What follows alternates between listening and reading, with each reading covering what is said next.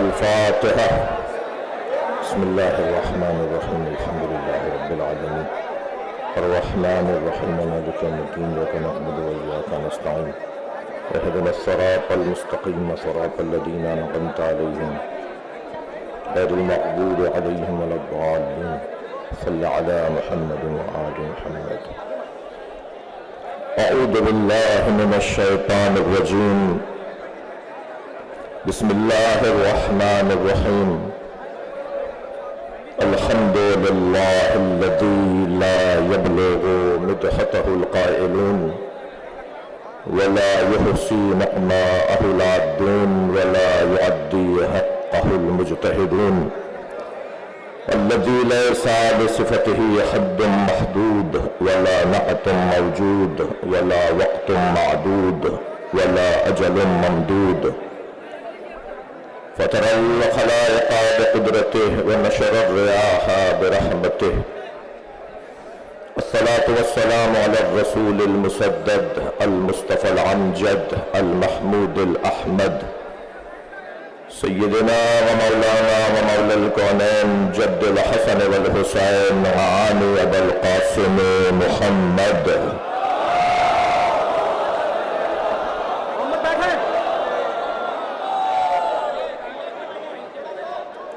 وآله الطيبين الطاهرين المعصومين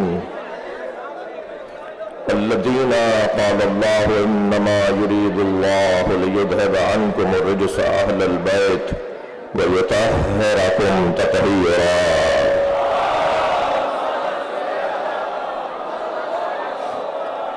ولعنة الله على أعدائهم أجمعين من يوم عداوتهم إلى قيام يوم الدين. أما بعد، قال الحكيم في قرآن الكريم: بسم الله الرحمن الرحيم. وَلَقَدْ آتَيْنَا مُوسَى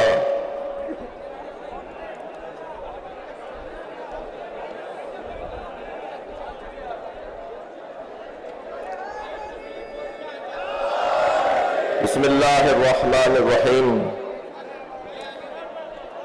وَلَقَدْ أَرْسَلْنَا مُوسَى بِآيَاتِنَا أَنْ أَخْرِجْ قَوْمَكَ مِنَ الظُّلُمَاتِ إِلَى النُّورِ وَذَكِّرْهُمْ بِأَيَّامِ اللَّهِ إِنَّ ذَلِكَ لَآيَاتٍ لِكُلِّ صَبَّارٍ شَكُورٍ. صلوات.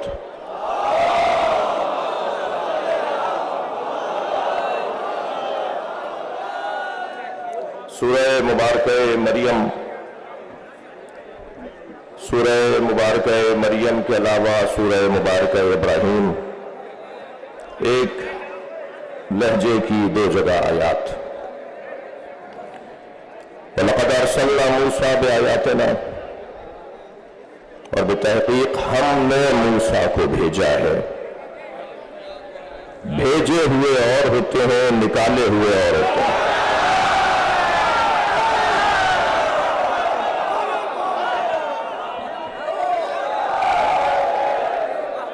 وَلَقَدْ أَرْسَلْنَا مُوسَى بِآيَاتِنَا، اور ہم نے موسیٰ کو اپنی آیات کے ساتھ بھیجا. أَنْ أَخْرِجْ قَوْمَكَ مِنَ الظُّلُمَاتِ إِلَى النُّورِ، اور وہی کی ہم نے موسیٰ کو کہ وہ اپنی قوم کو اندھیروں سے نکال کر روشنیوں کی طرف لے آئے. وَذَكِّرْهُمْ بِأَيَّامِ اللَّهِ، اور یہ بھی وحی کی ہم نے موسیٰ کو کہ اپنی قوم کے سامنے اللہ کے ایام کو دہرائیں. إِنَّ فِي ذَلِكَ لَآيَاتٍ لِكُلِّ صَبَّارٍ شَكُورٍ، اور اس ہمارے پیغام میں ہر صابر اور شاکر کے لیے کھلی ہوئی نشانیاں ہیں. آیہ کریمہ کا محاوراتی ترجمہ. میرے لیے اعزاز ہے کہ میں شہر علم و ادب مرکز ولا و ازا جہاں کے اہل حل و عقد نے جو طے کیا وہ بر صغیر میں مانا گیا.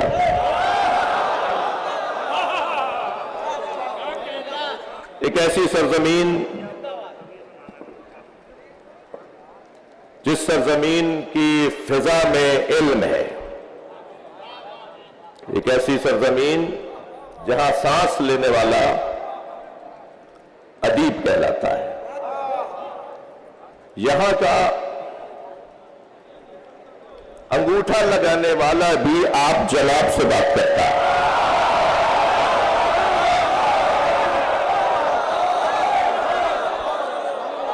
لکھنؤ کے لیے نہیں، میرے لیے اعزاز ہے کہ میں سرزمین لکھنؤ میں تاریخی امام باڑہ آصف الدولہ المعروف بڑا امام باڑہ، اس میں خطاب کے لیے حاضر ہوا ہوں. یہ میری عزت ہے، اور شاید یہ منظر جو میں اپنے وطن میں سال میں 2-4 مرتبہ دیکھتا ہوں، مخصوص ایام میں اس طرح کا رنگ تیار ہوتا ہے. یہ ایک بہت بڑا پیغام ہے. یہ سب خاموش رہ کے پیغام دے رہے ہیں کہ دونوں وطنوں کے لوگوں میں محبت ہے.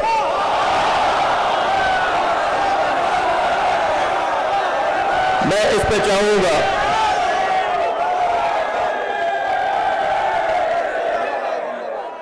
اور گویا میں آج اس طرف سے اس طرف محبتوں کا سفیر بن کر آیا ہوں، اور یہاں کی محبتیں شاید ہی میرے وطن کے کسی شہر میں اس وقت کی مجلس نہ سنی جا رہی ہو. تو اگر میں یوں کہہ دوں کہ یہ مجلس صرف لکھنؤ میں نہیں ہو رہی، یہ مجلس بر صغیر میں ہو رہی ہے.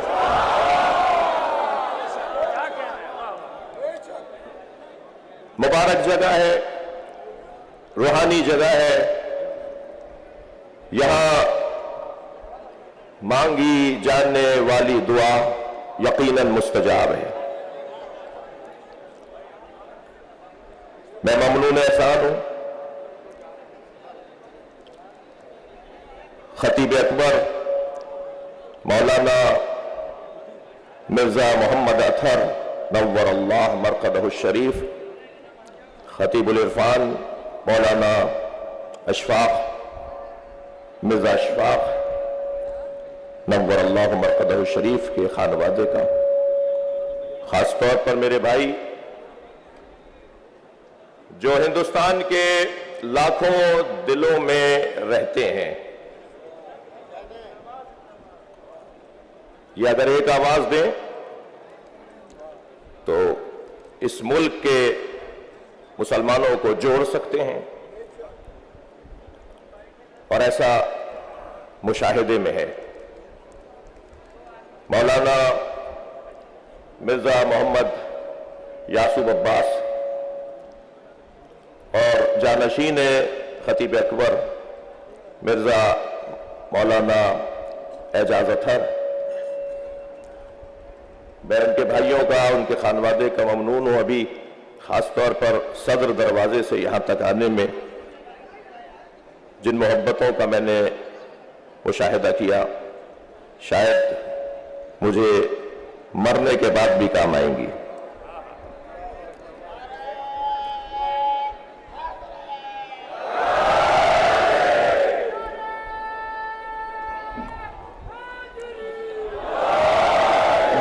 ہندوستان کے سیاستدانوں، خاص طور پر جو انتظامی امور اور ملک کے حفاظتی ادارے ہیں،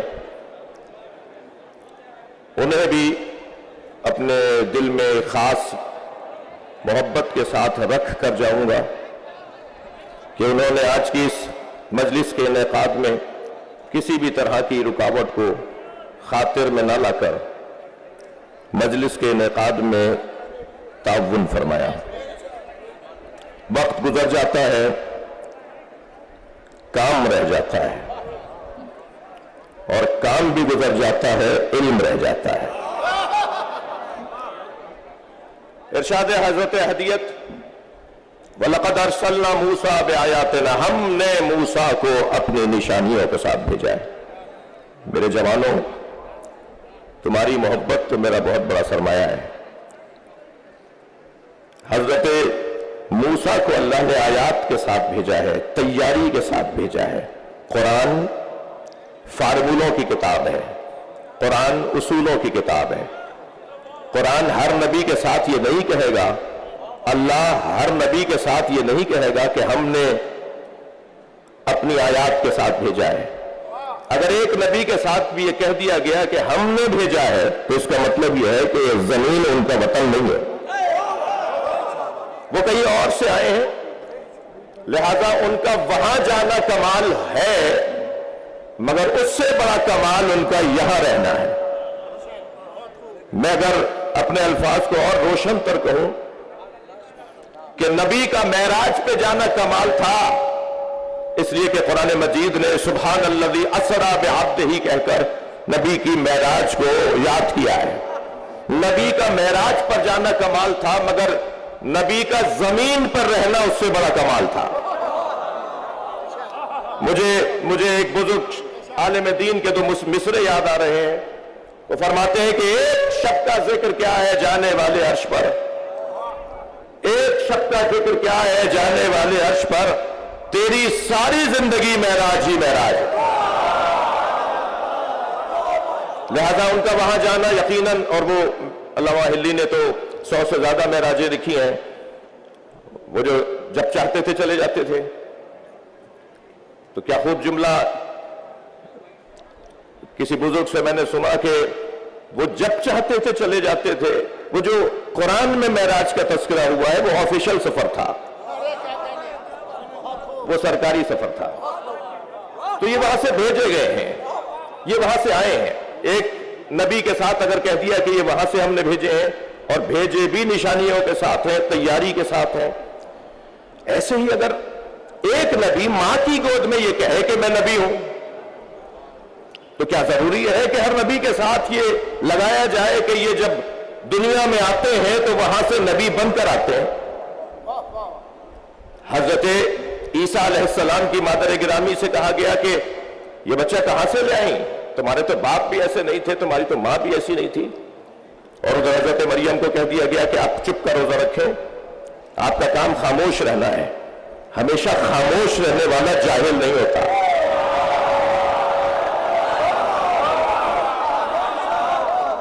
حضرت مریم خاموش، ادھر آواز آئی کہ یہ کہاں سے آیا، تو حضرت مریم نے اشارہ کیا بچے کی طرف، فاشارت الیہ۔ تو ایک مرتبہ ان لوگوں نے جنہوں نے حضرت عیسیٰ کو اپنے بچوں کی طرح سمجھا تھا،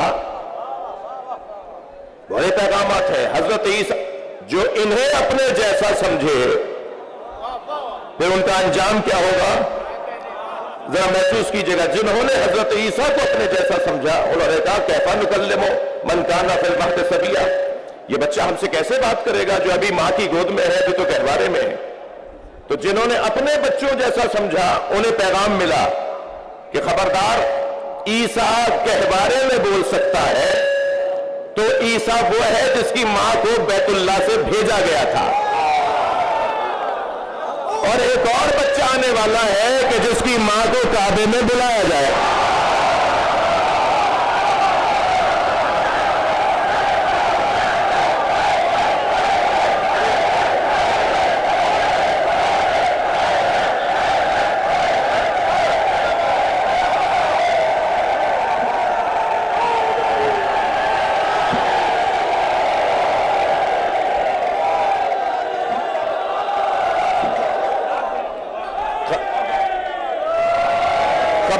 خبردار، اتنا بڑا مجمع، ہم میں کوئی نبی رسول امام تو نہیں ہے، اتنا بڑا مجمع ہم میں کوئی معصوم تو نہیں ہے۔ یہ جو ایک جیسے ہیں انہیں اللہ نے ایک جیسا نہیں بنایا۔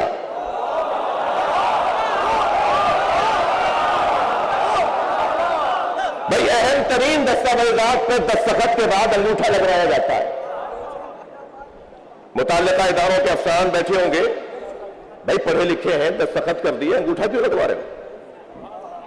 جی انگوٹھا وہ لگائے جسے سائن کرنا نہ آئے, دستخط کرنا نہ آئے.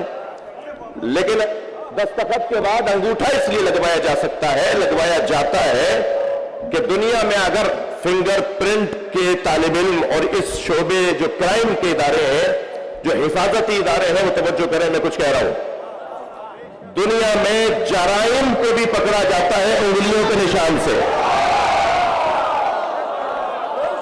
اور دنیا میں آثار, بہترین آثار کا رستہ یہ انگلیوں کے نشان ہے. دستخط ہو گئے, انگوٹھا کیوں لگوا رہے ہیں؟ اس لیے کہ اگر دنیا میں اربوں انسان ہے نا, تو کسی کا کسی جیسا انگوٹھا نہیں ہے. کہ اگر آمادہ ہے تو جملہ دیا کر دو, جب انگوٹھا ایک جیسا نہیں ہے تو عقیدہ ایک جیسا کیسے؟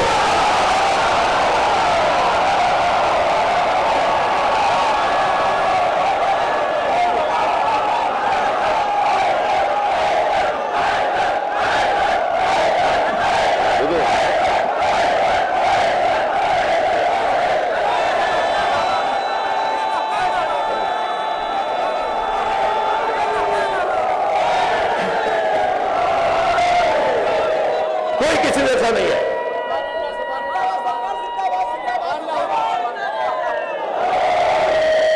بھائی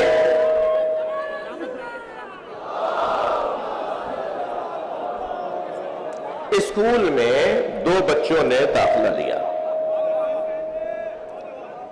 میں ایک تصویر دکھانے جا رہا ہوں. کچھ لوگ ہیں مساوات پسند, کچھ ہیں عدل پسند, اور ہم ہیں مواسات پسند. مساوات, عدل, اور اس سے زیادہ بڑی جگہ, اس سے بڑا مرحلہ ایمان کردار وہ ہے مواسات. حضرت عباس کا لقب ہے المواسی. ہم علم چومنے والے لوگ ہیں. مساوات دیکھیں, اسلام دین مساوات نہیں ہے. اسلام دین عدل ہے, اور جب مرحلہ عدل کمال پر پہنچے تو پھر کربلا بنتی ہے, اور وہاں مواسات کی تصویر نظر آتی ہے. برابری کی بنیاد پر کوئی نہیں. برابری کی بات وہ کرتا ہے, مثلا 2 بھوکے ہیں, 2 روٹیاں ہیں, تو مساوات پسند کہے گا کہ ایک بھوکے کو کھلا دو اور دوسرے بھوکے کو کھلا دو. جی مساوات پسند یہ کہے گا. لیکن عدل کے پیروکار کہیں گے کہ دیکھو کس کی کتنی بھوک ہے.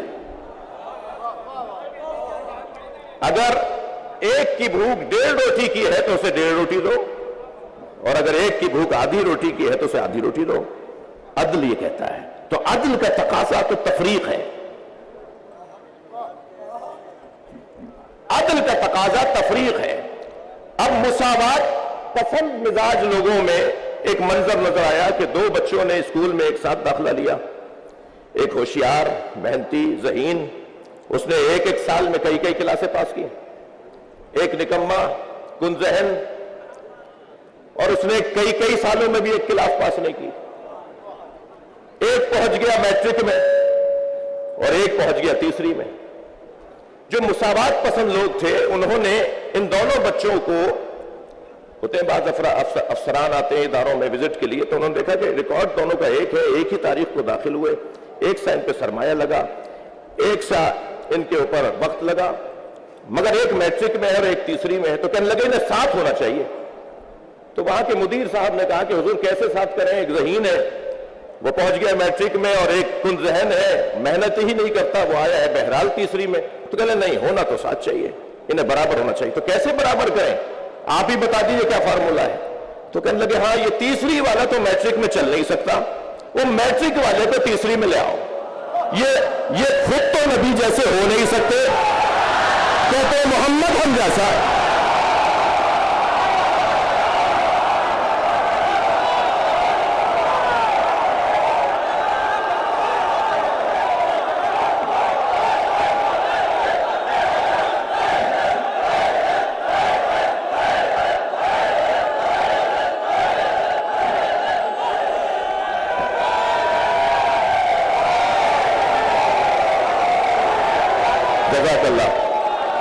جزاک اللہ، زندہ باد۔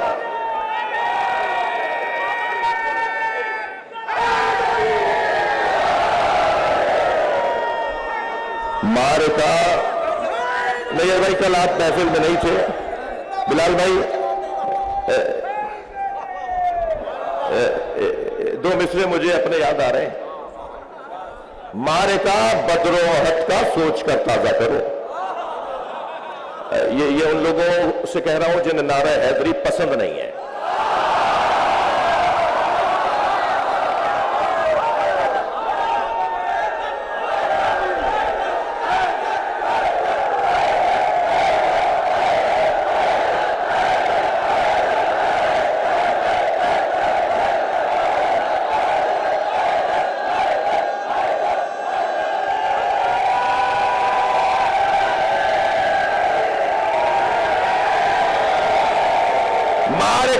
بدر و احد کا سوچ کر تازہ کرو۔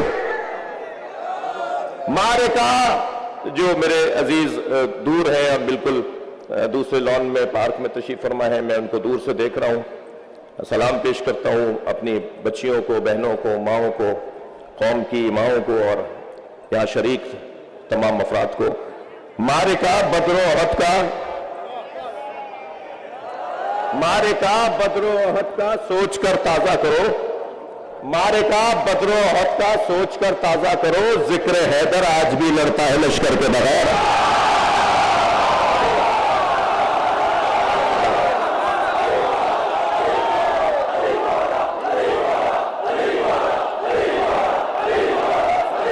اب مجھے اس بات کا بھی خوف ہے کہ جو میں نے سوچا ہے اسے پڑھنے سے کہیں رہ نہ جاؤں،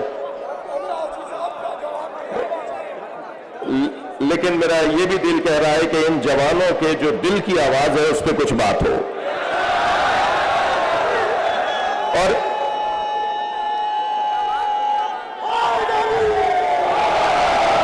اور ان جوانوں کے دل کی آواز، ان جوانوں کے دل کی آواز قومیات کی شخصیات میں جناب مرزا مولانا مرزا یاسف عباس صاحب کے توسط سے، اچھا یہ بھی ذہن میں رہے کہ مجلس لکھنؤ میں پڑھ رہا ہوں لیکن مجلس لکھنؤ کے لیے نہیں پڑھ رہا۔ یہ جیسے میں نے آغاز میں کہا کہ پوری دنیا سن رہی ہے، تو جو یہاں بات کی جائے گی وہ یہاں کہیں پانی نہ مرے۔ یہاں میں تو بہت ساری چیزوں سے جاہل ہوں اور جاہل رہنا بھی چاہتا ہوں۔ مجھے بعض اوقات کان میں کچھ بتایا جا رہا ہوتا ہے تو میں کہتا ہوں کہ حضور مجھے معاف رکھو، جاہل رہنا اچھا ہے، عالم رہنا تو صرف علی کی شان ہے۔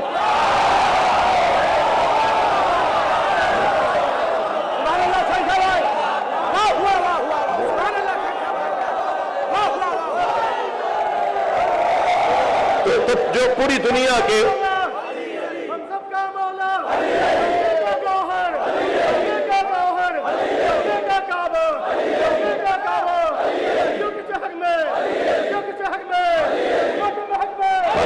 ماشاءاللہ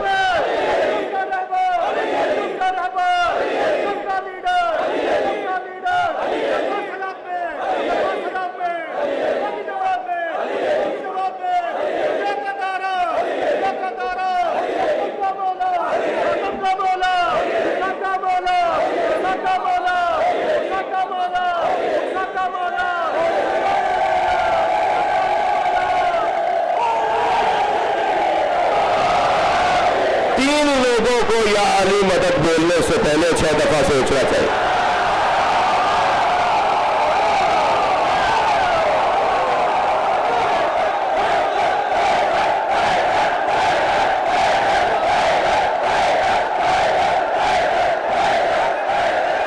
لکھنؤ ہے، انہیں تو صراحت کی ضرورت ہی نہیں ہے، بیٹھ جاؤ۔ جی یہ لکھنؤ ہے، یہاں صراحت کی ضرورت ہی نہیں ہے۔ اور جو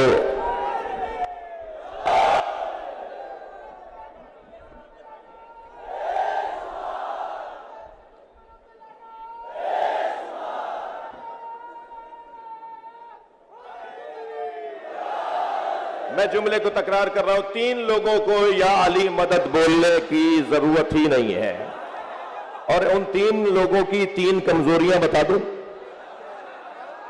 6 دفعہ سوچنا چاہیے ان افراد کو، کیا ضرورت آ رہی ہے تمہیں، تم اہل ہی نہیں ہو یا علی بولنے کی۔ ایک کنجوس کو، کنجوس سے کیا تعلق علی کا؟ کالر اترا ہوا ہے، پائچے پھٹے ہوئے، بٹن ٹوٹے ہوئے ہیں۔ کون صاحب ہے جی؟ لکھنؤ میں ان کی فلاں مارکیٹ میں 10 دکانیں ہیں۔ جو اپنے پر پیسہ نہیں لگاتا وہ امام بارگاہ میں کیا لگائے گا؟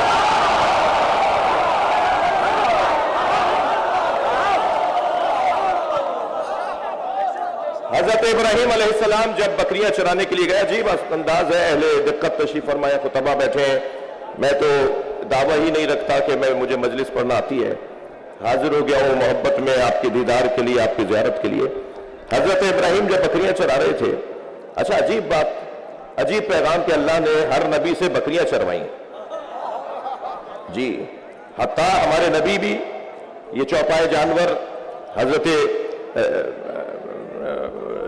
اپنے کمسنی کے عالم میں ہر نبی سے اللہ نے، تو آیت اللہ اشتہاردی کا بڑا حسین جملہ ہے، ایک اللہ کے عارف عالم دین، وہ فرماتے ہیں کہ اللہ نے نبیوں سے بکریاں اس لیے چروائیں کیونکہ بکری چرانے کے لیے اعصاب کا مضبوط ہونا ضروری ہے، اور جس کے اعصاب مضبوط ہو وہ جاہل انسانوں کو خوب پال سکتا ہے۔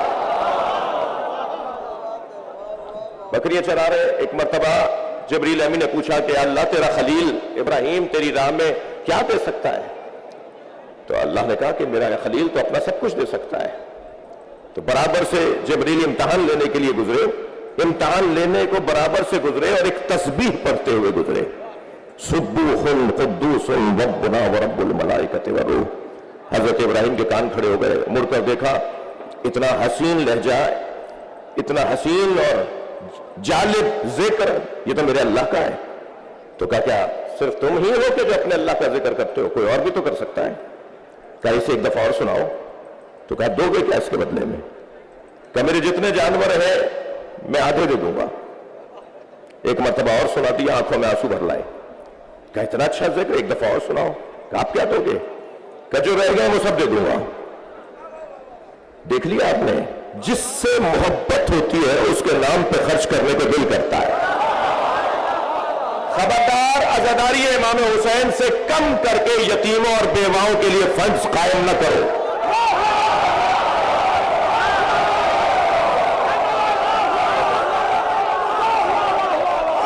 شہر کے یتیموں اور بیواؤں کے لیے، شہر کے یتیموں اور بیواؤں کے لیے فلاحی ادارے بنانے والوں، آپ سے بات کر رہا ہوں۔ میں خود کئی ٹرسٹ چلاتا ہوں، خبردار ذکر حسین سے کم کر کے کسی بیوہ اور یتیم کے لیے فنڈز قائم نہ کرو۔ تم حسین کی عزاداری کو مضبوط بناؤ، حسین خود یتیم پال دیں گے۔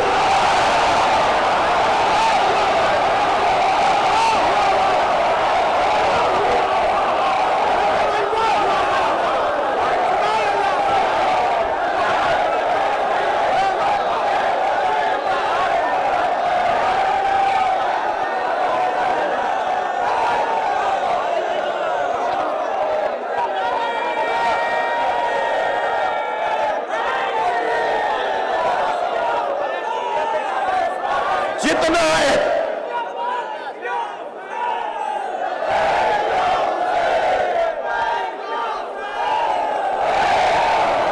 یہ مدرسے کے طالب علم نعرہ لگا رہے ہیں اور اچھا لگ رہا ہے۔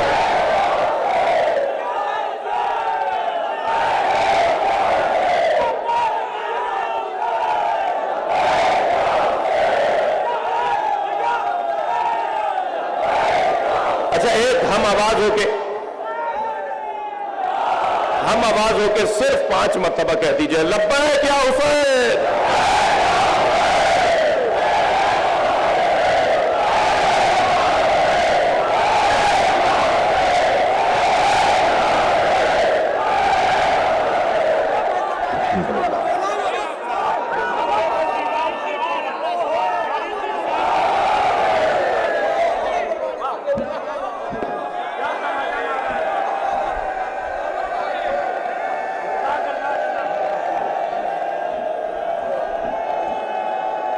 مل کر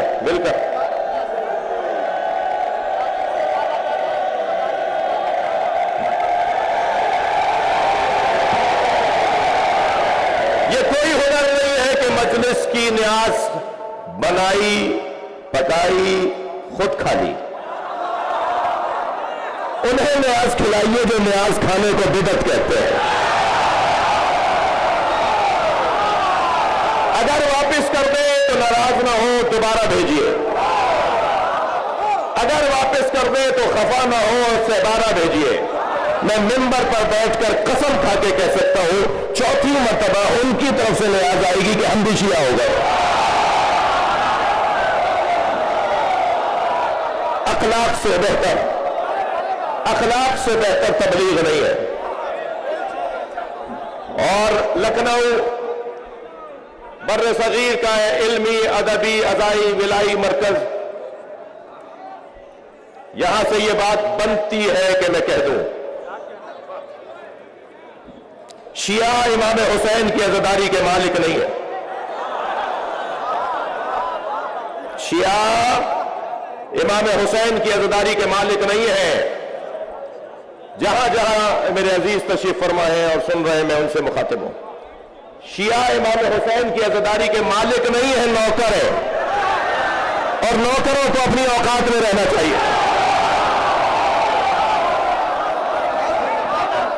مالک کے مہمانوں کا خیال کرنا چاہیے. کسی نے دروازے پر کھڑا نہیں کیا میرے بھائی یاسب عباس نے، کوئی ٹیم کھڑی نہیں کی جو شناختی کارڈ چیک کرے کہ آنے والا شیعہ ہے، سنی ہے، ہندو ہے. در حسین پہ ملتے ہیں ہر مزاج کے لوگ.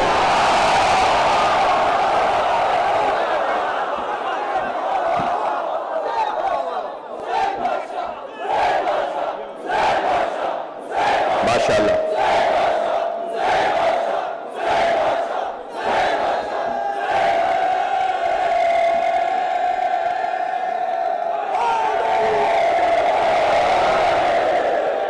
یہاں جو جوان ہے مجھے لگ رہا ہے انہیں تکلیف ہے، یعنی تکلیف میں کھڑے ہیں. اگر کچھ جگہ بنا سکتے ہو تو انہیں لے لو اپنے ساتھ بٹھا لو. نہیں ہے؟ اچھا جی نہیں ہو پائے گا. مجلس اعضاء کو کسی اور عنوان سے تو تعبیر نہیں کیا جا سکتا، لیکن مجھے اجازت دیں اہل دل، اہل دقت، اہل منبر، اہل ادب کہ آج کی یہ مجلس کیونکہ خطیب اکبر کی مجلس برسی ہے تو آج کی یہ مجلس اعضاء کے ساتھ ایک قومی اجتماع ہے جس میں سب کو جوڑنے کی بات کی گئی ہے. اچھا آپ اگر میں مجلس کو آگے بڑھاؤں تو آپ کی توجہ چاہوں گا. تو 3 لوگوں میں پہلا فرض جسے 6 دفعہ سوچنا چاہیے مولا کا نام لینے سے پہلے وہ ہے کنجوس. دوسرا نام بتا دوں جس سے مجھے تو بہت نفرت ہے اور ہر حیدری کو ہونی چاہیے، اور اپنے درمیان سے ان کالی بھیڑوں کو نکال دو جو اس دوسری بیماری کا شکار ہے. اور وہ دوسری بیماری ہے کہ علی مولا کا چاہنے والا بزدل نہیں ہوتا.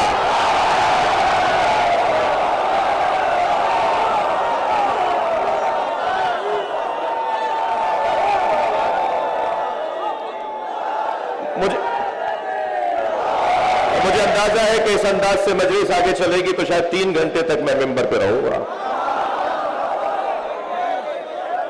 اب یہ نہیں معلوم کہ یہ آپ کا جواب تنقیدی تھا یا تعریفی تھا.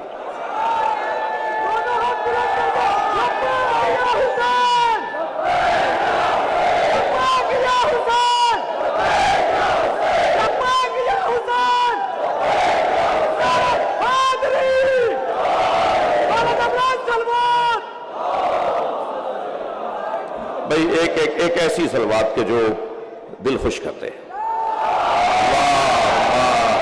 صلی علی محمد و آل محمد. اور یاد رہے صلوات میں محمد اور آل کو توڑنا نہیں ہے.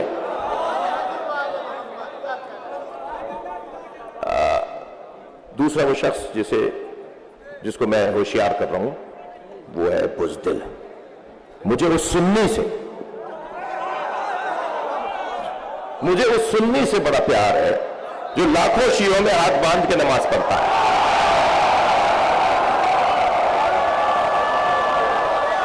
کربلا میں، مشہد میں، نجف میں، ہم جگہ جگہ دیکھ رہے ہوتے ہیں کہ لاکھوں شیعوں میں جگہ جگہ 5، 10، 20، 50 لوگ ہاتھ باندھے ہوئے نظر آ رہے ہیں. میں بات کر رہا تھا کہ بزدل کا کام علی کا نام لینا نہیں ہے. بزدل علی کا نام نہیں لے گا. جی بزدل علی کا نام لے گا تو پھر شجاع ہو جائے گا.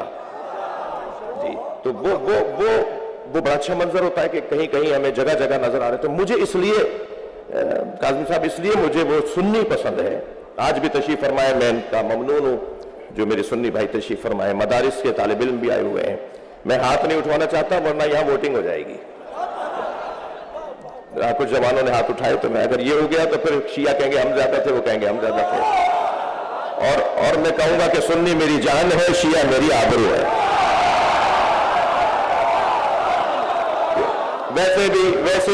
ویسے بھی عزیزان گرامی، سین اور شین برابر ہیں. فرق تین نقطوں کا ہے.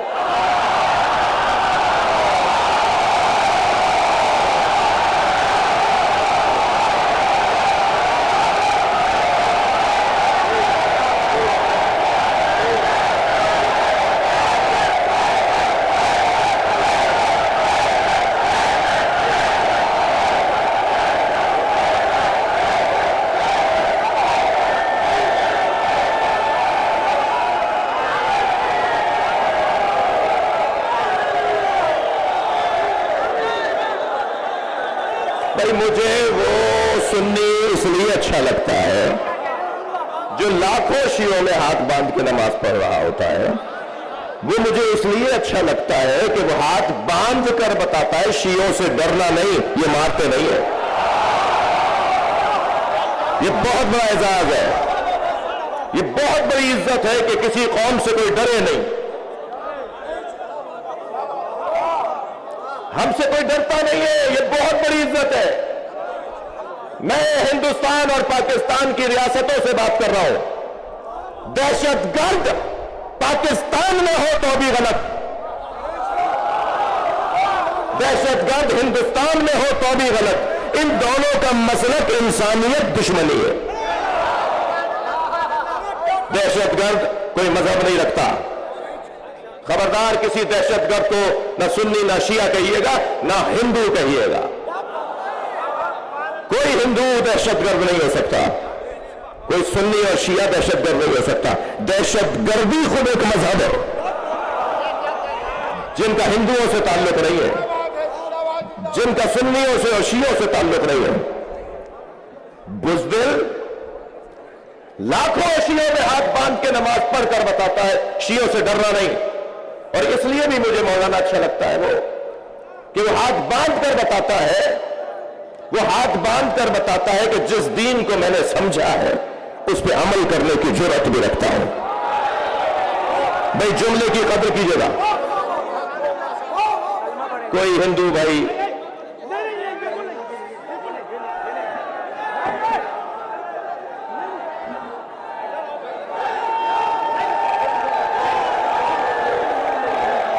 ان کا میرے عزیز مجلس میں شریک ایک ہندو بھائی محبت کا اظہار کرنا چاہ رہے تھے. مجلس میں تاخیر ہو جائے گی، میں بہت ساری باتوں سے رہ جاؤں گا، اور اس لیے میری گزارش ہے کہ جیسا یاسوب عباس صاحب چاہ رہے ہیں ایسے ہی کیجیے. ادھر والوں کا شوق میں دیکھ رہا ہوں، اگرچہ معاف کیجیے گا یہاں بھی شوق بہت ہے.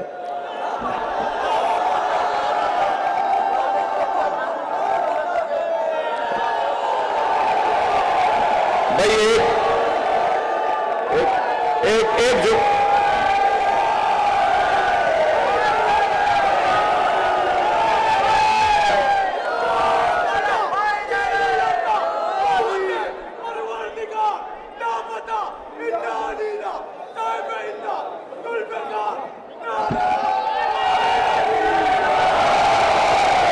مجھے وہ سنی بہت اچھا لگتا ہے جو لاکھوں شیعوں میں ہاتھ باندھ کے نماز پڑھتا ہے. मगर मुझे वो शिया इतना ही बुरा लगता है जो 4 सुन्नियों में हाथ बांध लेता है।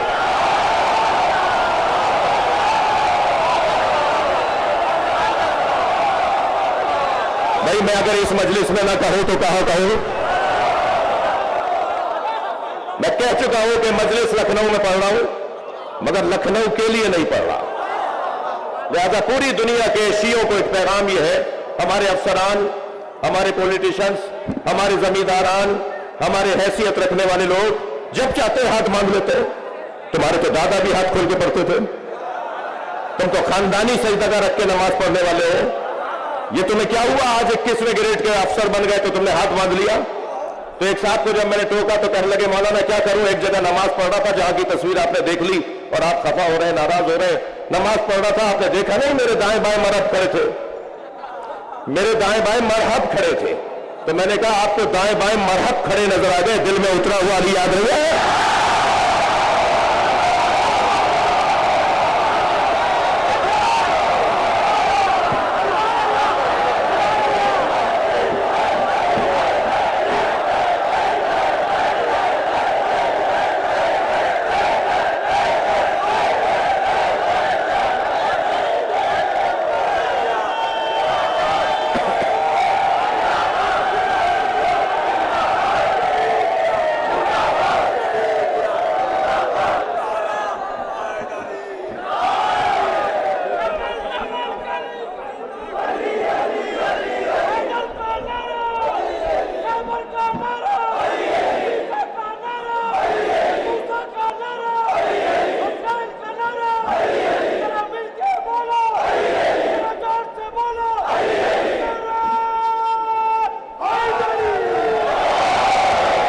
सगीर को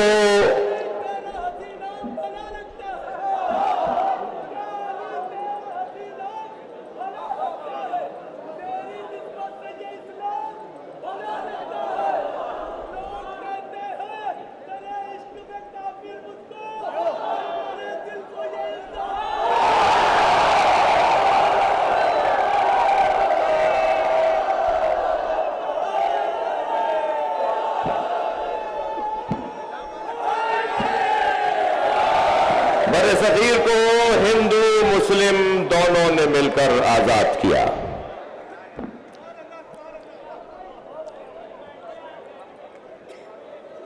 बड़े सगीर हिंदुओं से आजादी दो कौमी नजरिए की बुनियाद पर हिंदू और मुस्लिम, लिहाजा मैं एक जुमला गुजरते हुए कह दूं कि हम तो उस अली के मानने वाले हैं जिस मौला ने हजरत मालिक अश्तर को खत लिखते हुए अहदनामा मालिक अश्तर में फरमाया, मालिक मैं जहां तुम्हें भेज रहा हूं वहां तुम्हारे दो तरह के भाई हैं, इम्मा अखुल लका फिद्दीन, या तुम्हारे दीन में भाई हैं, दीनी भाई हैं, और नज़ीरुन लका फिल खल्क, या इंसान होने में तुम्हारे भाई हैं। लिहाजा इंसानियत की बुनियाद पर ईसाई हिंदू हमारा भाई, और दीनी बुनियाद पर यह फितरत है कि सुन्नी को सुन्नी से, शिया को शिया से, मुस्लिम को मुस्लिम से प्यार होगा। मगर जिस मयार पर मौलाए कायनात ने हमारे जहन को पहुंचा दिया, तुम एक बाजू अपना इस भाई को मानो, दूसरा बाजू अपना उस भाई को मानो, दोनों बाजुओं से जो काम होता है वो मुकम्मल ताकत का काम कहलाता है। लिहाजा जोड़ने की जगह है, ये तोड़ने की जगह नहीं है। मैंने वो एक मिसरा कह के शायद दूसरे मिसरे में बहुत मामूली सी तसर्रुफ हो कि दरे हुसैन पे मिलते हैं हर मिजाज के लोग, दरे हुसैन पे मिलते हैं हर मिजाज के लोग, ये दोस्ती का वसीला है, दुश्मनी का नहीं। लिहाजा सब यहां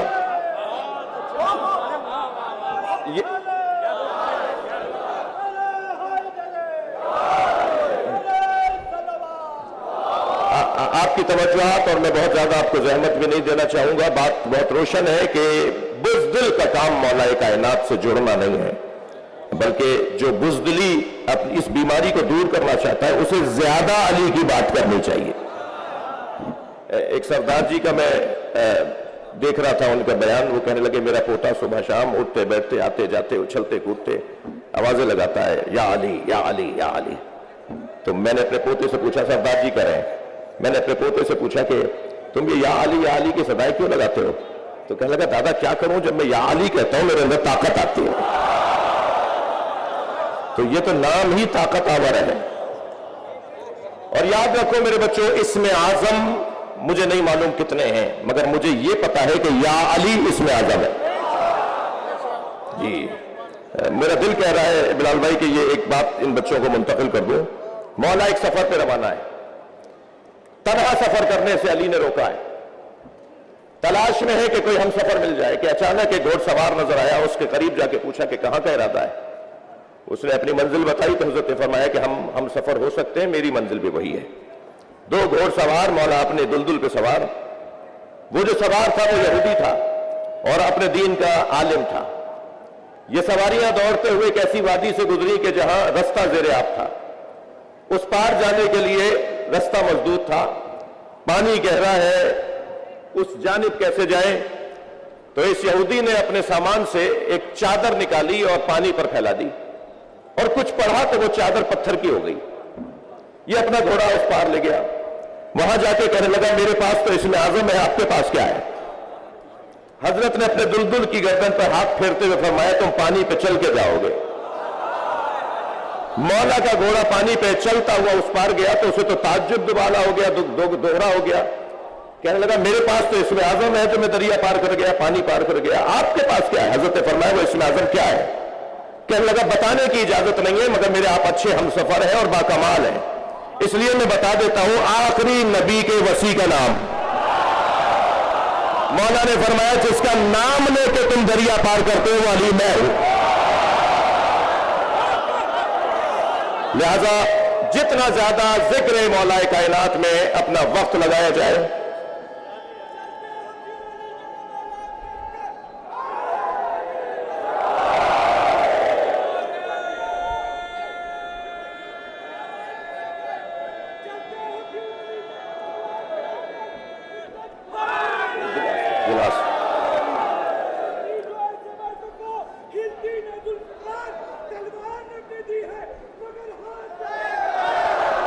دوسرا بندہ جسے سوچنا چاہیے. جی حضور جی.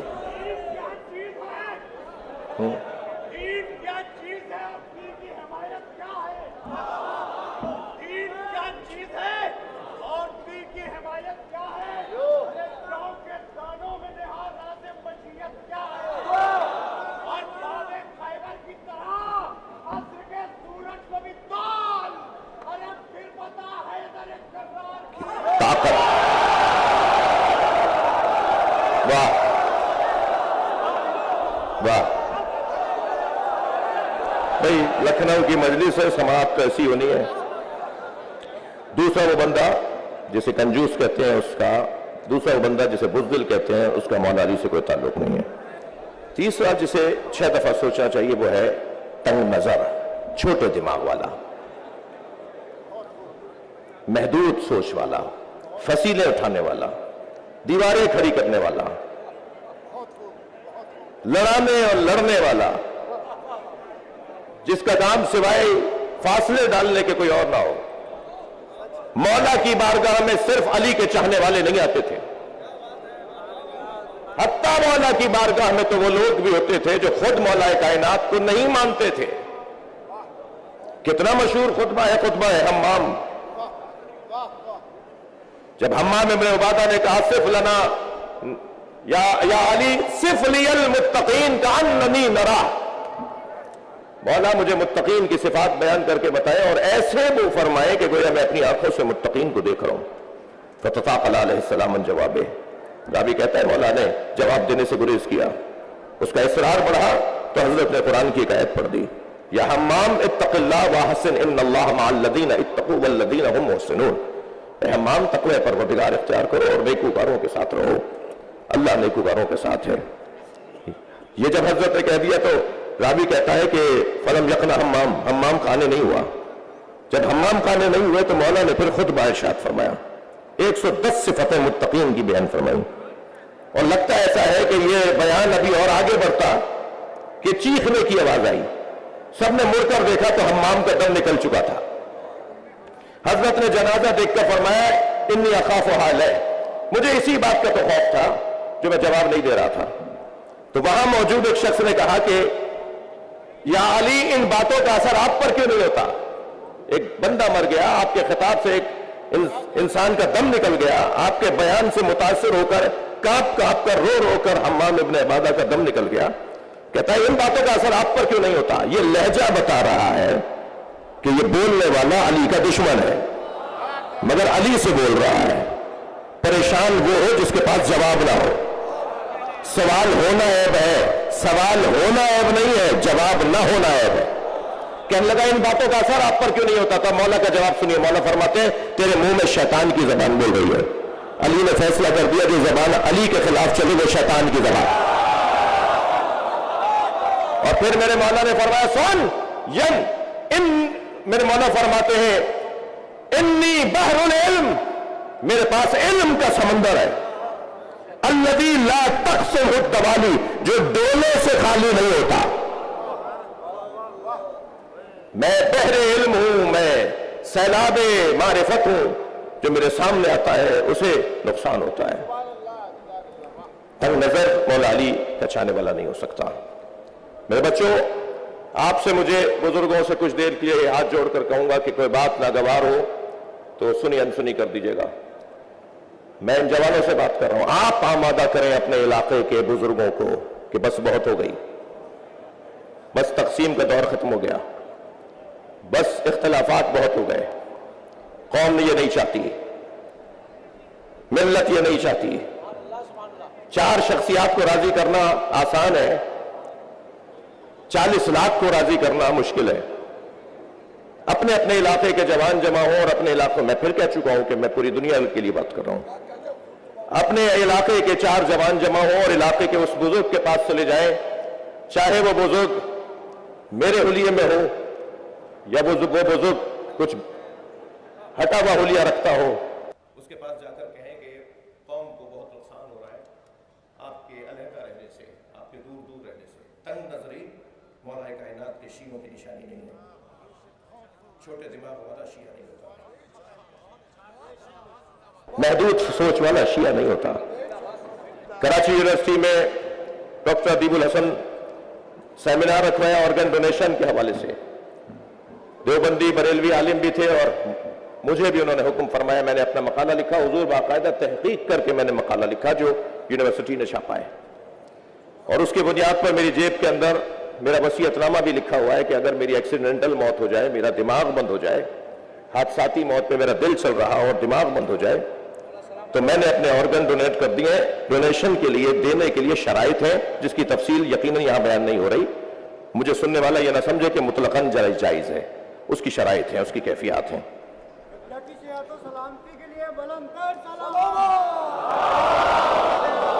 تو نہیں بھائی، ایک صاحب اللہم صلی علی محمد وعلی محمد، ایک صاحب فرمانے لگے مولانا اگر میرے گردے کسی سنی کو لگ گئے، ایک نے تو حد ہی کر دی، کہنے لگا میری آنکھیں اگر کسی سنی کو لگ گئی، ایک اور کہنے لگا میرا دل اگر کسی ہندو کو لگ گیا۔ اچھا، سری لنکا والوں کی اور مغربی دنیا والوں کی آنکھیں خوب لگوا رہے ہیں ہم لوگ۔ جب آنکھیں ٹرانسپلانٹ ہوتی ہیں تو یہ پوچھتا ہی نہیں ہے کون کی آنکھیں کس کی ہیں، مگر اپنی آنکھیں دیتے وقت یہ سوچ رہا ہے کہ دوں گا تو کس کو لگ جائیں گی۔ تو میں نے اسے کہا دیکھو، پہلا جواب تو تمہیں یہ ہے کہ تنگ نظر شیعہ نہیں ہوتا، اور دوسرا جواب تمہیں یہ ہے، تمہارے دماغ اور تمہارے معیار کا جواب یہ ہے کہ اگر تمہاری آنکھیں کسی سنی کو لگ گئی تو کیا معلوم وہ علم دیکھنے لگ جائے۔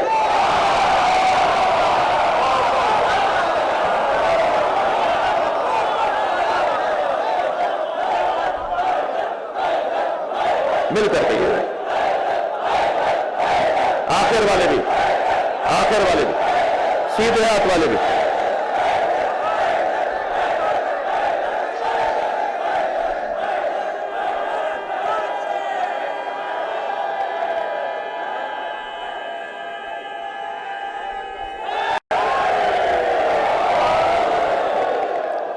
لقد ارسلنا موسیٰ بآیاتنا، ہم نے موسیٰ کو تیاری کے ساتھ بھیجا ہے،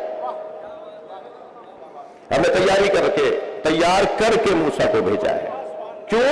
ان اخرج قومک، ہم نے وہی یہ کی کہ اپنی قوم کو نکالیں من الظلمات الی النور، اندھیروں سے نکالیں۔ خطیب اکبر کا ایک کمال 56 سال تک ایک جگہ مجلس پڑھنا، پھر ساری زندگی سوائے ذکر اہل بیت کے کوئی اور مشغلہ نہ ہونا، جی یہ کمال ہے خطیب اکبر کا۔ یہ کام ہے ظلمات سے نکال کر نور کی طرف لے جانا۔ اہل دقت تشریف فرمائے، اللہ نے نور کی جمع بیان نہیں کی، ظلمات ضرور بیان ہوئی، ضد ضرور جمع بیان ہوئی ہے، مگر نور کی جمع نہیں ہے، اس لیے کہ اندھیرے بہت سے ہوتے ہیں۔ جہالت کا اندھیرا ہوتا ہے، حسد کا اندھیرا ہوتا ہے، دوست کا اندھیرا ہوتا ہے، جی اناد کا اندھیرا ہوتا ہے، تعصب کا اندھیرا ہوتا ہے، اندھیرے بہت سے ہوتے ہیں۔ اور یاد رکھو میرے بچوں، شخصیت کو قتل کرنے کے لیے گرم اسلحہ استعمال میں نہیں آتا۔ شخص کو گرم اسلحے سے مارا جاتا ہے، مگر شخصیت گرم اسلحے سے نہیں ماری جاتی۔ شخصیت جن اسلحوں سے ماری جاتی ہے ان میں سب سے پہلا اسلحہ جہالت ہے۔ جہالت ایک اسلحہ ہے جو شخصیت کش ہے۔ شخصیت کش اسلحے کو آج ایک جملے میں مارنے کی کوشش کرو۔ اگر کوئی اس بیماری سے اور اس مرض سے اور اس خامی سے بچنا چاہتا ہے تو خبردار دور دور نہ رہے، قریب آ کر بات کرے، مجلس میں آ کر بات کرے، اور جب مجلس میں آ کر وہ بات کرے گا اور بیٹھے گا اور سنے گا تو اس کی جہالت دور ہوگی۔ جہالت شخصیت کش۔ ایک کتاب دو مجھے، کتاب دو۔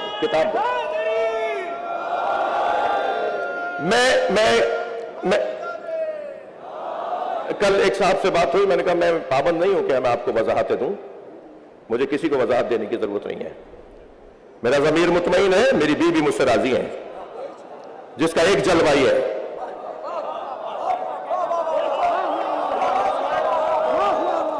بیوی کو راضی کرنا، بیوی کو مجھے راضی کرنا ہے نا۔ آپ کون ہے جس کے ایک بالش چہرے پر بھی دین نہ ہو؟ وہ چاہ رہا ہے کہ میں اسے راضی کروں، تو میں کسی کا پابند نہیں ہوں۔ میں تو اپنے ضمیر کا جو ہے وہ ذمہ دار ہوں کہ میں اسے مطمئن رکھوں کہ میرا ضمیر مطمئن ہے، میری بیوی راضی ہے۔ ہاں ٹھیک ہے، مجھے اس پوری 8 منٹ کی گفتگو میں جس میں 1 منٹ کی گفتگو کو کاٹ کر چلایا جاتا ہے، اس میں کہتا ہوں کہ مجھے ایک جملہ نہیں کہنا چاہیے تھا، لیکن اس کے پس منظر میں حالات جو تھے وہ آپ کو کیا پتا۔ ہمارے اس بیان سے ہمارے ملک میں پہلی محرم کو کسی کا جلوس نکلنا بند ہو گیا، تو یہ خدمت شمار کی جائے گی یا اس کو موقع تلاش کر کے رکاوٹیں ڈالنے کی کوشش کی جائیں گی؟ میں کسی کا پابند نہیں، مگر ممکن ہے اب بھی میرے بعض دوست کہے کہ آپ کو ضرورت کیا تھی اس بات کو لانے کی۔ میں نے شاید بعض دوستوں نے کہا بھی کہ آپ یہ بات کیا ضرورت آ رہی کرنے کی، لیکن مجھے وہ نہیں، یہ عزیز ہے۔ ان بچوں کے، ان جوانوں کے ذہنوں میں جو غلط فہمی ڈالی جاتی ہے، وہ کیا کہا، کس نے کہا، کاٹ پیٹ کر کیا سنایا گیا، میں تو اس کتاب کا ذمہ دار ہوں جس کے بعد 1000 شیعہ ہو چکا ہے، اور اس میں لکھا ہے کہ سیدہ کے ساتھ کیا ہوا۔ 46 کتابیں دکھائی ہیں، اس میں عکس موجود ہیں، میں یاسوب عباس صاحب کو دے کے جا رہا ہوں۔ سیدہ کے دفاع میں تو میرا یہ کام ہے، وہ نہ جانے آپ نے کیا سن لیا۔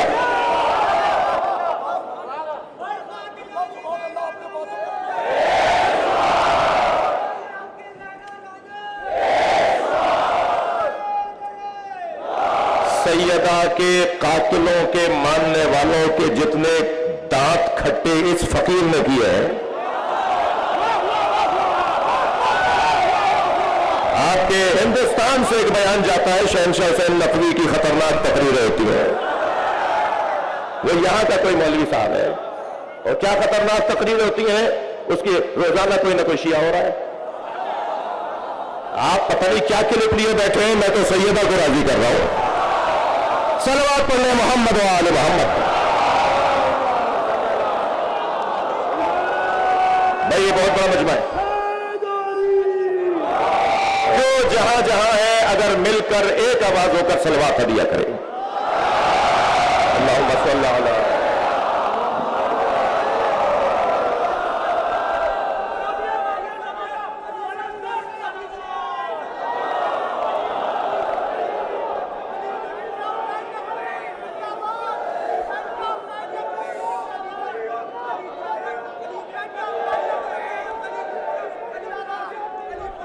सुनो इसे, सुनो इन्हें, सुनो।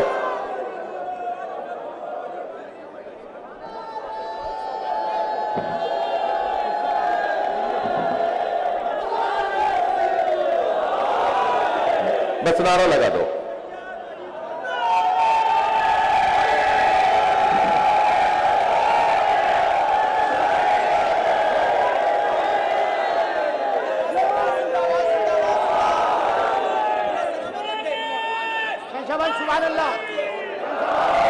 मैं फिर कह रहा हूं कि ये किसी के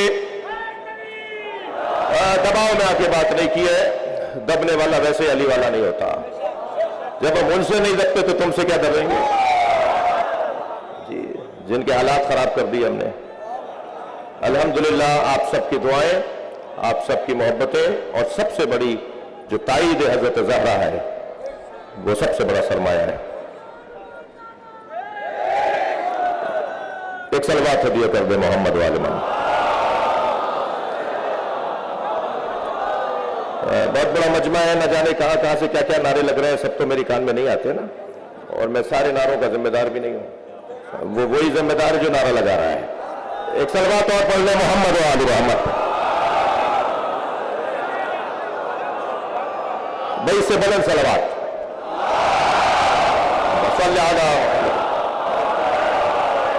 भाई मीर अनीस की कब्र तक आवाज पहुंचे सलवात की।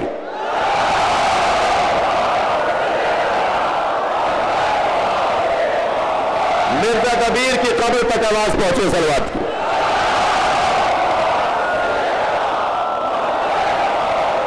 और खतीब अकबर की कब्र तक आवाज पहुंचे सलवात की।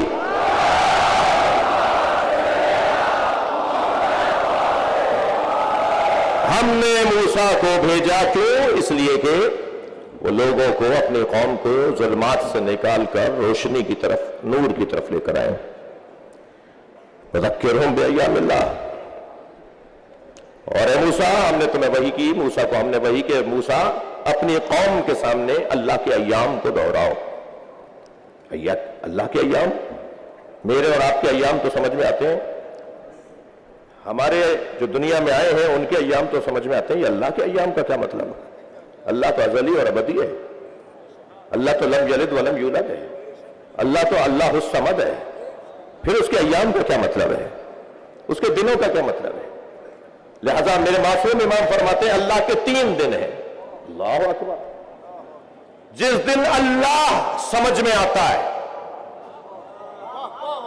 जिस दिन अल्लाह मानना मजबूरी हो जाएगी, जिस दिन, मैं हिंदू बिरादरी से बात कर रहा हूं, जिस दिन अल्लाह को मानना, कौन सा अल्लाह?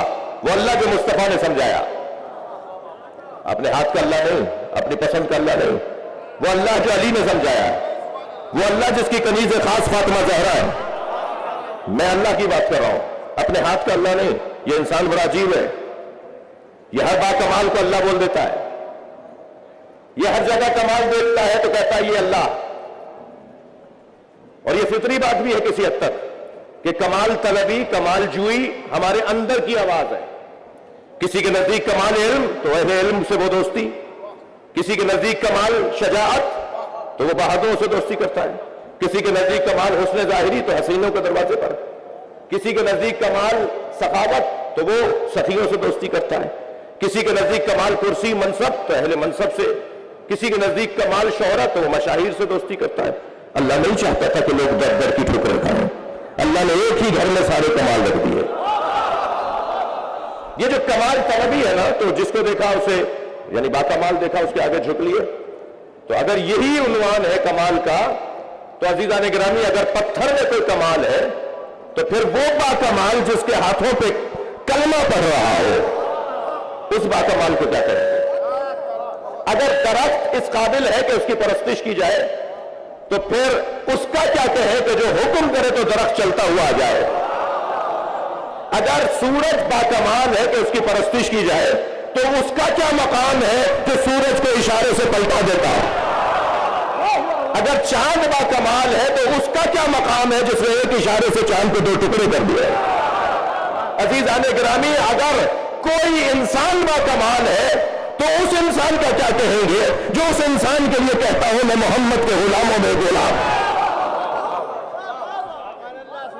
لہذا کمال پرستی، کمال جوئی کا بھی کوئی معیار ہے، ہمیں معیار کے مطابق اپنے مرکز کو تلاش کرنا ہے۔ یہ ہے ظلمتوں سے نکال کر، اندھیروں سے نکال کر روشنی کی طرف لے جانے کا سفر۔ وہ جو اللہ کے ایام ہیں، جن ایام میں اللہ پہچانا جاتا ہے، اللہ جانا جاتا ہے، اللہ مانا جاتا ہے، وہ ایام کون سے ہیں؟ ان میں معصوم فرماتے ہیں وہ یوم اللہ یوم ظہور ہے۔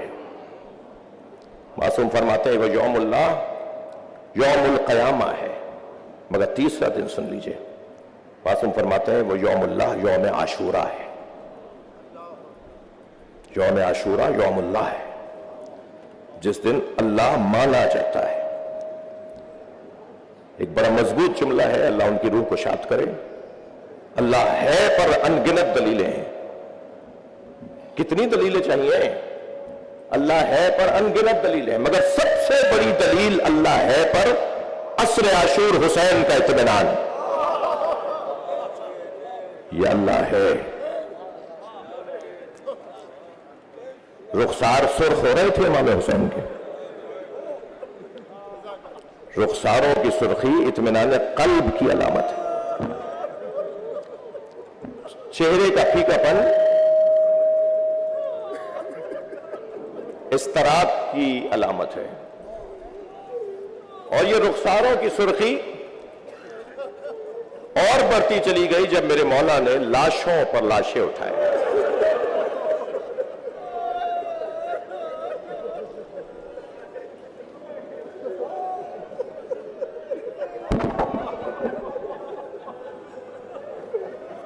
لاشیں تو زہرا کے نام میں بہت اٹھائے،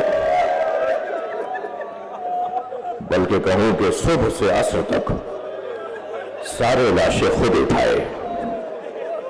اگر کوئی بڑھ کے کہتا تھا نا کہ یہ غلام ہے، تو فرماتے تھے یہ میرا مہمان ہے۔ ہر لاشا خود اٹھایا، امامہ کھل کے گردن میں آ گیا تھا۔ بعض جوان بچے سوال کرتے ہیں کہ آپ مصائب پڑھتے وقت علماء امامہ کیوں اتار دیتے ہیں، خطبہ کلاه کیوں اتار دیتے ہیں؟ اس لیے کہ اب بات وہ ہو رہی ہے کہ جس کی بات ہو رہی ہے اس کے سر پہ امامہ نہیں تھا۔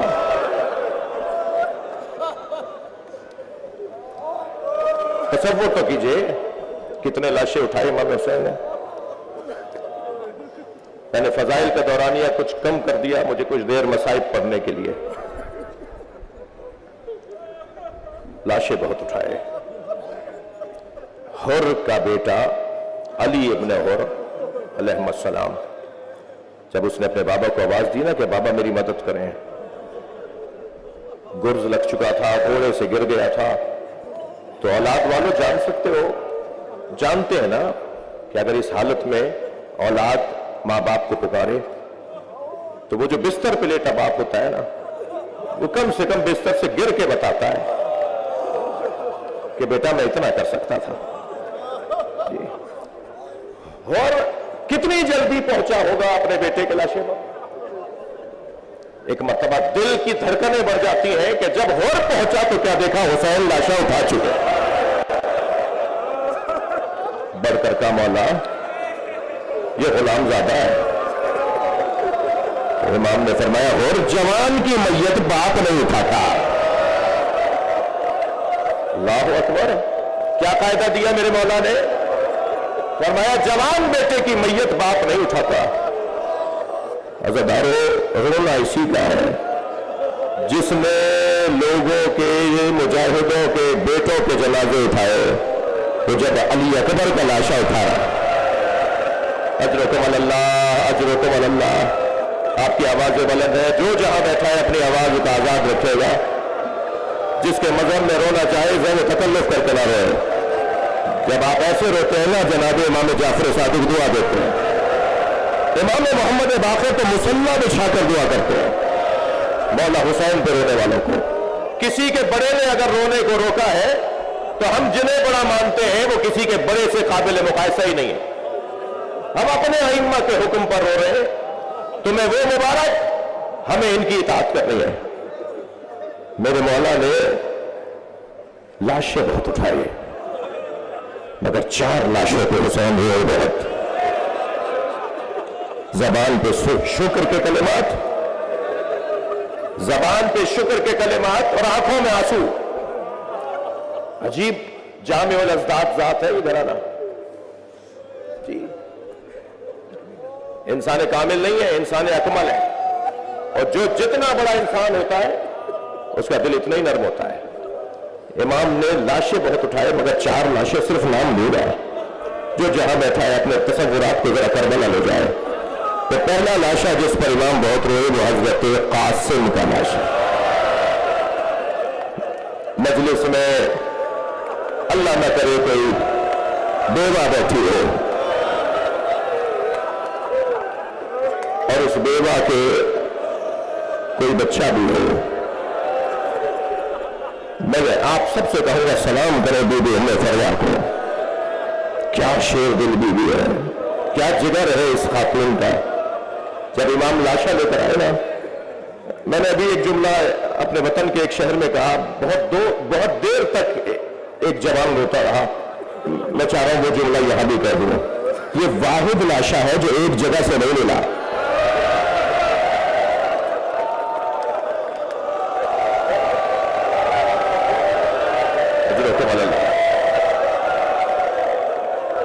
امام لاشا لے کر خیمہ گاہ کی طرف آئے. ہر شہید کے لاشے کی آمد پر اس شہید سے وابستہ بی بی بڑھ کر استقبال کرتی تھی. مگر جب امام حسین پہنچے خیمہ گاہ کے قریب تو کیا دیکھا، سب بیویاں تو موجود ہیں مگر حضرت قاسم کی ماں نظر نہیں آ رہی. تو تعجب سے جناب زینب سے فرمایا، بہن بھابھی ام فروا کہاں ہے؟ تو ایک اور بی بی کی آواز آئی کہ جب قاسم کے گرنے کی خبر آئی تھی تو ام فروا پشت خیمہ پر چلی گئی تھی. اب جا کے جو جناب زینب نے دیکھا تو کیا دیکھا، سجدے میں سر ہے اور بی بی ام فروا ایک تصویر پڑھ رہی ہے، شکران شکرا حقا حقا. جیسے ہی سجدہ مکمل ہوا جناب زینب کی آواز آئی، بھابھی آپ کو حسین بلا رہا. میری بی بی وہاں آئی جہاں حضرت قاسم کا لاشا تھا، پامال لاشا. آواز دے کر کہا، بھائی حسین میرے بچے سے راضی ہے؟ امام نے فرمایا، بھابھی آپ کے بچے نے میرے بھائی کی یاد تازہ کر دی. تو بی بی کی آواز آئی، بھائی مجھے قاسم کا خون بھرا کرتا چاہیے. امام نے بھی نہیں فرمایا کہ بھابھی اس کرتے کا کیا کریں گی جو تار تار ہو گیا، جو چاک چاک ہو گیا. کچھ ہی دیر کے بعد امام حسین نے وہ خون بھرا کرتا جناب ام فروا کو دے دیا. بی بی نے اسے اپنے خیمے میں لے جا کے رکھ دیا. عصر عاشور، اسی دن عاشور کے دن عصر کے وقت میں امام کی شہادت کے بعد خیمے لوٹے، تبرکات لوٹے گئے، زیورات لوٹے گئے، سب کچھ لوٹ گیا. 11 محرم کو یہ قافلہ کوفہ آ گیا. کوفہ سے شام آیا، شام میں اسیر رہا، اسیری سے رہائی ملی تو تبرکات واپس آئے. ہر بی بی نے اپنی اپنی گٹھڑی اٹھائی ہوئی تھی. جناب ام فروا نے اپنی گٹھڑی سینے سے لگائی تھی. اور جب شام سے کربلا آئی اور کربلا سے مدینہ پہنچی تو بار بار کہنے لگی، مجھے تو جنت البقیع لے جاؤ، مجھے تو جنت البقیع لے جاؤ. اور اب جب جنت البقیع پہنچی تو قبر امام حسن کے برابر میں بیٹھے، گٹھڑی کھولی، خون بھرا کرتا نکالا، قبر امام حسن پہ پھیلا دیا اور ایک مرثیہ پڑھا، اے میرے والی تمہارے بچے کی نشانی لائی. اجرکم اللہ، اجرکم اللہ. ایک لاشا جس پر امام بہت روئے وہ حضرت قاسم کا لاشا. دوسرے لاشے کا نام سنیں گے تو اہل دل کے آنکھوں میں آنسو آ جائیں گے، وہ علی اکبر کا لاشا. یہ واحد شہید، واحد مجاہد ہے جسے امام نے بھیجنے کے بعد آرزو کی ہے کہ ایک مرتبہ اور دیکھ لو. اور حضرت فضہ سے کہا، فضہ ماں کی دعاؤں کا اثر ہی کچھ اور ہے. تم علی اکبر کی ماں سے کہو کہ دعا کرے کہ میں علی اکبر کو ایک بار اور دیکھ لوں. بی بی ام لیلا خیمے میں سر پہ قرآن رکھ کر مناجات پڑھ رہی ہے، یعقوب سے یوسف کو ملانے والے، ایک بار اور میرا یوسف مجھے دکھا دے. ابھی بی بی کی دعا مکمل نہیں ہوئی تھی کہ تکبیر کی آواز آئی. اب جو خیمے کے در پہ جا کے دیکھا تو کیا دیکھا کہ بیٹا بابا سے بات کر رہا ہے. حضرت علی اکبر امام حسین سے کہہ رہے ہیں بابا اگر چند گھونٹ پانی کے مل جاتے تو میں بتاتا کس کا پوتا ہوں، میں بتاتا دشمن کو کہ کس عباس نے میری تربیت کی ہے۔ اب یہ منظر ماں در خیمہ سے دیکھ رہی ہے، بیویاں مجلس میں بیٹھی ہیں، اولاد والے لوگ بیٹھے ہیں، ماں دیکھ رہی ہے بچہ، اور وہ بھی علی اکبر بچہ بابا سے پانی مانگ رہا ہے۔ تو شاعر نے 4 مصروں میں کہا کہ شدت پیاس سے اکبر نے پلٹ کر دیکھا، شدت پیاس سے اکبر نے پلٹ کر دیکھا، ماں نے خیمے کی تنابوں سے لپٹ کر دیکھا۔ بھائی دوسرے 2 مصروں پر اہل دل سے میں چاہوں گا کہ اپنے آپ کو کربلا لے آئے۔ شدت پیاس سے اکبر نے پلٹ کر دیکھا، ماں نے خیمے کی تنابوں سے لپٹ کر دیکھا۔ کتنی مجبور تھی ساقی کوثر کی بہو، کتنی مجبور تھی ساقی کوثر کی بہو، خالی مشکیزہ کئی بار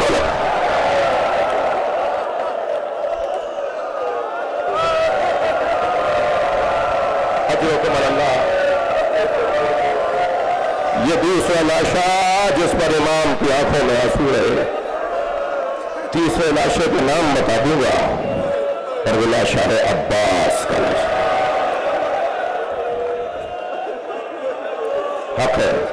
حق ہے ایسے رونا، جسے رونا نہیں آ رہا وہ اللہ سے آنسو مانگے اور دعا یہ کرے کہ ایک قطرہ عشق حسین کے نام پر مجھے عطا کر دے۔ ہماری ساری عبادتیں اگر اس کا کوئی ضامن ہے تو یہ آنسو ہے۔ اجرکم اللہ۔ بہت وڈی ہے۔ چوتھے لاشے کا نام بتاؤں؟ بہت سنبھل کے بول رہے ہو، میری کیفیت غیر ہو رہی ہے۔ ایک اور لاشا جس پر امام روئے، اور وہ چوتھا لاشا جس پہ سب سے زیادہ روئے، وہ لاشا چھوٹا بہت تھا، وہ لاشا چھوٹا بہت تھا مگر حسین سے اٹھتا نہیں تھا۔ کبھی آگے جاتے تھے انا للہ، کبھی الٹے پیر واپس آتے تھے رضن بقضائہ و تسلیما لامرہ۔ رونے والے امام حسین نے بچے کے لاشے پہ ابا کا دامن ڈالا ہوا تھا، لے کر کیوں گئے تھے؟ پانی پلانے کے لیے۔ چھوٹے چھوٹے بچے بھی میں دیکھ رہا ہوں جگہ جگہ مجلس میں، جب بچوں کے درمیان کہا جائے کہ فلاں چیز ہم تمہیں دیں گے مگر پہلے چھوٹے بھائی کو دیں گے، تو سارے بچے جو اس سے بڑے ہوتے ہیں وہ انتظار میں رہتے ہیں کہ پہلے اسے مل جائے پھر ہمیں ملے گا۔ امام علی اصغر کو لے کر گئے ہیں پانی پلانے، تو جب لے کر آئے نا تو جناب سکینہ نے دیکھا اللہ اکبر، تو دور سے آواز دے کر کہا بابا میں بھی پیاسی ہوں، بابا مجھے بھی پانی پلا لائیے۔ حسین کیا بتائے کیسا پانی پلایا؟ لکھنؤ کی تہذیب ازا بر صغیر میں عزادار خاندان، ماتمی خاندان، ذاکروں کی اولاد ہو۔ ابھی چند سال پہلے ایک جوان 6 محرم ایک جوان میرے پاس آیا، کہنے لگا مولانا میں مچھلی خرید کر لایا۔ میں نے باجی سے کہا، بڑی آپا سے کہا مجھے مچھلی تل دو، تو دادی بیٹھی ہوئی تھی تخت پر، تو ان کی آواز آئی بیٹا محرم میں مچھلی نہیں کھاتے۔ تو میں نے دادی سے کہا دادی حلال تو حلال ہے محرم ہو یا ربیع الاول۔ تو کہنے لگی ہاں تم آج جدید زمانے کے لوگ ہو نا، آج کے بچے ہماری کہاں بات مانیں گے، جاؤ جا کے مولانا سے پوچھو۔ تو مولانا میں آپ کے پاس آیا ہوں، میں مچھلی کھا لوں؟ تو جب بول رہا تھا تو میں رو رہا تھا۔ میں نے روتے ہوئے اسے کہا میں اتنا بڑا عالم نہیں ہوں، مجھے اس مسئلے کا جواب نہیں آتا، تم دادی کی بات مان لو۔ کہنے لگا میں سمجھا نہیں۔ میں نے کہا تم دادی کی بات مان لو، وہ صحیح کہہ رہی ہیں۔ کہنے لگا مولانا سمجھائیے۔ میں نے کہا کیا سمجھاؤں؟ امام حسین نے علی اصغر کے تڑپنے کو اما ترونا کیسا یتلذا، دیکھ نہیں رہے میرا بچہ مچھلی کی طرح منہ کھولتا ہے؟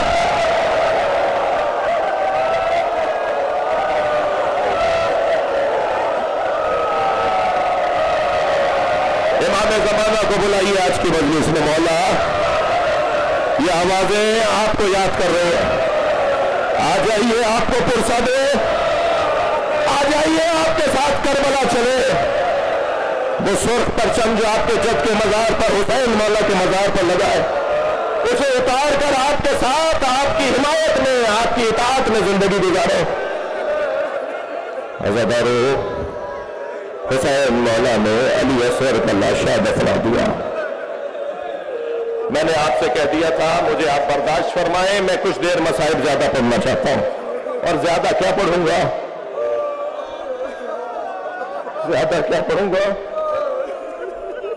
مگر اتنا مجھے یقین ہے کہ جب ایسے آوازیں بلند ہوتی ہیں تو ان جوانوں سے کہہ رہا ہوں کسی کو کوہنی نہ لگ جائے، ان بچوں سے کہہ رہا ہوں کسی کو دھکا نہ لگ جائے، کیا معلوم کہ یہی بیچ میں امام سجاد بیٹھے، میں بیویوں سے کہوں گا ذرا احترام رہے، جناب زہرا اپنی پوتی کے ساتھ آتی ہے، اور جب سکینہ بی بی دادی سے کہتی ہے دادی ایسے کیوں رو رہے ہیں، تو بی بی بتاتی ہے یہ تمہارے بابا پہ رو رہے ہیں، اور حدیث کا جملہ یہ ہے کہ فی یدہا خرقۃ، جناب زہرا کے ہاتھ میں رومال ہوتا ہے، تسم دموع الباکین، جس میں رونے والوں کے آنسوؤں کو جمع کرتی ہے، کچھ کم سعادت ہے کہ جو اس وقت عبادت ہو رہی ہے، اب حسین کربلا میں تنہا گھوڑے کی قریب آئے، گھوڑے کے قریب آئے، زلجلہ گردن جھکائے کھڑا ہے، امام قریب آئے تو یاد آیا کہ مجھے اکبر سوار کرتے تھے، میری گھوڑے کی لگام آ کر عباس تھامتے تھے، خیال آیا کہ میرے بچے مارے گئے تو در خیمہ سے بہن نے آواز دی بھیا ابھی زینب زندہ ہے، امام حسین کو گھوڑے پر سوار کیا، حسین مولا روانہ ہوئے، میمنہ میسرہ قلب لشکر، تمام لشکروں کو خطاب کیا، ان کان دین محمد لم یستقم الا بقتلی فیا سیوف حزینی، اگر دین محمد میرے قتل کے علاوہ بچنے والا نہیں ہے تو تلواروں آؤ مجھے ٹکڑے ٹکڑے کر دو، اور یہ کہہ کر جب حملہ امام نے ہوتا محسوس کیا تو کچھ لمحوں کے لیے میرے مولا نے جوہر شجاعت دکھائے، اور بلا تشبیہ برق کی مانند میمنے سے میسرے میں، میسرے سے قلب لشکر میں، کچھ ہی دیر میں امام حسین نے تینوں لشکروں کو مخلوط کر دیا، یہ تمیز ہی ختم ہو گئی کہ یہ لشکر کس کی سالاری میں ہے، کس کی آواز سنے گا تو حملہ کرے گا اور کس کی آواز سنے گا تو رک جائے گا، امام نے لشکریوں کو مخلوط کر دیا، اور ایسا منظر بنا کہ یہ آپس میں ایک دوسرے پہ تلوار چلانے لگے، اس وقت امام گھوڑے کی پشت پہ کھڑے ہوئے اور ایک مرتبہ نہر کی طرف رک کر کے کہا اے میرے عباس اٹھو، اپنے اکیلے مولا کی جنگ دیکھو، پھر ایک مرتبہ جب حملے کا جواب دیا، فوجیں بھاگتی تھی علوان الحفیظ، اور جہاں سے سپاہی بھاگ کر ادھر جاتا تھا اسے سامنے سے حسین آتے نظر آتے تھے، ایک عجیب جلال تھا زہرا کے لال کا، بھاگتے ہوئے سپاہی ایک دوسرے سے کہتے تھے بچو حسین آ گئے، ایک مسافر ہے جو 6 مہینے کے سفر کے بعد کوفے میں داخل ہوا ہے، اسے کچھ نہیں پتا کہ کیا ہو رہا ہے، دکانیں بند، بازار بند، چہل پہل نظر نہیں آ رہی، کوئی انسان نہیں ہے، کوئی کام نظر نہیں آ رہا، ایک مرتبہ سوچتا ہوا گھر میں داخل ہوا، بیٹی نے بڑھ کر استقبال کیا، پوچھا بیٹا یہ کوفے والے کہاں گئے، کہا بابا آپ بھی جلدی دوبارہ گھوڑا تیار کیے، کچھ فاصلے پر ایک بیابان ہے جسے کرب و بلا کہتے ہیں، وہاں ایک باغی نے خروج کیا ہے، حاکم کا اعلان یہ ہے کہ اگر اسے قتل کرنے کے لیے کوفے سے مر نہ گئے تو انہیں سزا دی جائے گی، بابا کہیں مخبری نہ ہو جائے کہ آپ گھر میں تھے، عبداللہ کہتا ہے کہ میں نے گھوڑا تیار کیا، رخصت ہونے لگا تو بیٹی نے رخصت کرتے ہوئے کہا بابا جنگ پر جا رہے ہیں اور جنگوں میں مال غنیمت بھی ملتا ہے، مال غنیمت میں اگر یمنی پتھر مل جائے، عقیق یمنی مل جائے تو میرے لیے ضرور لے آئیے گا، میں گلے کا ہار بنانا چاہتا ہوں۔ عبداللہ کہتا ہے میں کوفے سے کربلا روانہ ہوا، جب کربلا پہنچا تو عاشور کا دن تھا، عصر کا وقت تھا، عجیب منظر تھا، ایک 56 سالہ بوڑھا زخمی جس کے بدن پہ تیروں کے پتھروں کے نشان ہیں، جس کا امامہ کھل کے گردن پر آ گیا، جو اکیلا ہے اور 30,000 سے زیادہ کا لشکر ہے جو سنی شیعہ نے لکھا ہے، جو تعداد سنی شیعہ نے لکھی ہے، 30,000 سے زیادہ کا لشکر ہے، وہ اکیلا ہے مگر ہر شخص اسے مارنا چاہتا ہے، مگر اس کا جلال ایسا ہے وہ جہاں گھوڑا موڑتا ہے فوجیں بھاگتی ہیں، تو میں نے بھاگتے ہوئے سپاہی سے کہا تمہیں اس سے ڈرتے کیوں ہو؟ تو کہنے لگا تمہیں نہیں پتا اس کے ایک بھائی کا نام عباس تھا، یہ اکیلے بھی ہوتے ہیں تو لشکر ہوتے ہیں۔ عبداللہ کہتا ہے مجھے سمجھ میں نہیں آیا کہ آخر یہ کون ہے، مجھے اتنا پتا تھا کہ میں اسے مار دوں گا تو جنگ ٹھنڈی پڑ جائے گی، تو میں نے تلوار نکالی اور ان کے گھوڑے کے پیچھے اپنے گھوڑے کو لگایا، چند ذرا کے فاصلے پر میرا گھوڑا تھا، وہ مجھ سے کچھ آگے تھے، میں ان کے عقب میں تھا، میں نے ارادہ کیا کہ تلوار نکال کر ان پہ حملہ کروں، जैसे ही इरादा किया उन्होंने मुड़कर मुझे देखा और कहा अब्दुल्ला करीब आओ। अब्दुल्ला कहता है मेरे हाथ पैर कांपने लगे, ये कौन है? ये मेरा नाम भी जानते हैं। मैं घबरा के रुका तो फिर आवाज आई जल्दी आओ। मैं आगे बढ़ने के लिए मेरे पैरों में दम नहीं था तो उन्होंने हाथ से अंगूठी उतारी और कहा यह अतीक यमनी है, अपनी बेटी को जाके देना और कहना मैं बागी नहीं हूं, मैं नबी का नवासा हुसैन।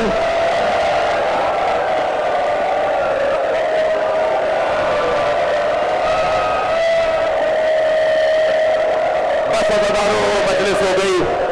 मुझे एक जुमला कहने दीजिए।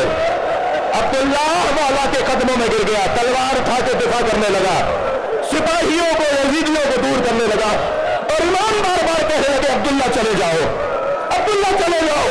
तो क्या मेरा मौला आपको तनहा छोड़ के कैसे जाऊं, मौला मैं आपको अकेला छोड़कर कैसे जाऊं? तो हुसैन की आवाज आई अब्दुल्ला चले जाओ, कुछ दिनों बाद मेरी बहन ज़ैनब आएगी, उन्हें चादर दे देगा, मेरी माँ बहने मकना हो जाता। अला लअनतुल्लाहि अलल कौमिल ज़ालिमीन फसयअलमुल लज़ीना ज़लमू अय्या मुन्क़लबिन या हुसैन।